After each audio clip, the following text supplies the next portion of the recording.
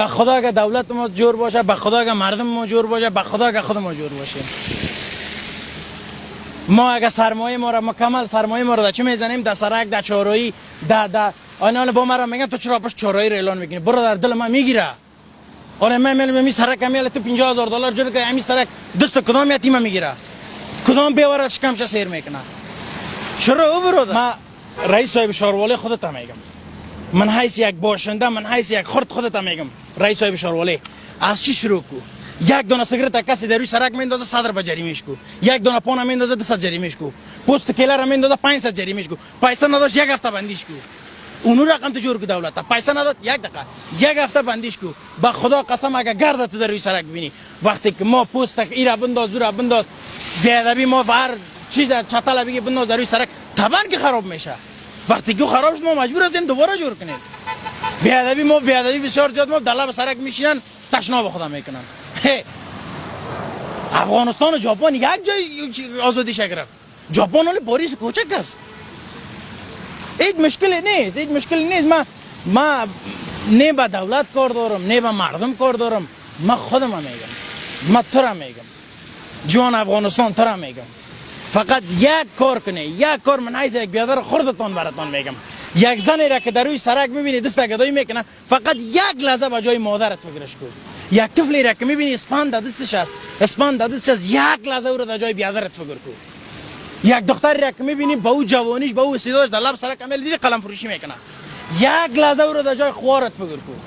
به خدا وقتی که انسان از خود فکر کنه قلبش پاک کنه، وقتی که همین کار یک فقط یک دقیقه در جای خواهر، در جای مادر، در جای خودت فکر کو، چی میشه؟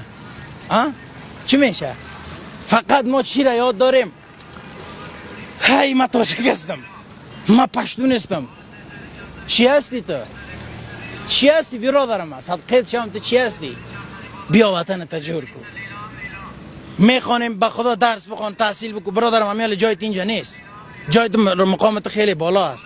تحصیل میکنیم، زحمت میکشیم، خدا در عذاب میتیم، آخر پس از صنف اول شروع میکنیم. آخر چرا ملت دولت تجور میکنه؟ والله ملت دولت تجور میکنه. دولت ملت تجور کردن نمیتونه، زور هیچ دولتی به ملتش نمیرسه.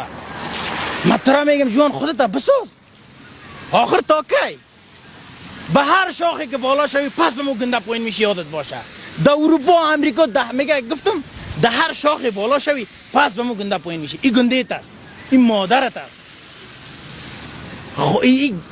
اگر از حساب اسلام بگویم ما تو که مسلمان هستیم، انما المؤمنین اخوه، مؤمنا برادر یک دیگر هستن. ما چه رقم برادر یک دیگر هستیم؟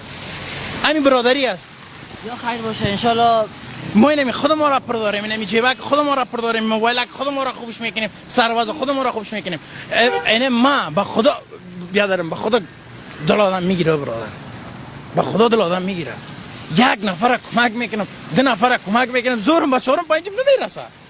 ما قدر میشه دیگه، یکی دو نفر نهایتش کمک کنه. اینا اگه ما تو بکنی او بکنه برو. امی یک فیلم از سلمان خان بود، میگه تشکر، میگه با ما تشکری نکو، با جای تشکری با 3 نفر از نیازمند کمک کو، باز از 3 نفر بخوای با 3 نفر دیگه کمک کنه. وقتی که ما اگه این رقمی کنیم باور کجا میشه.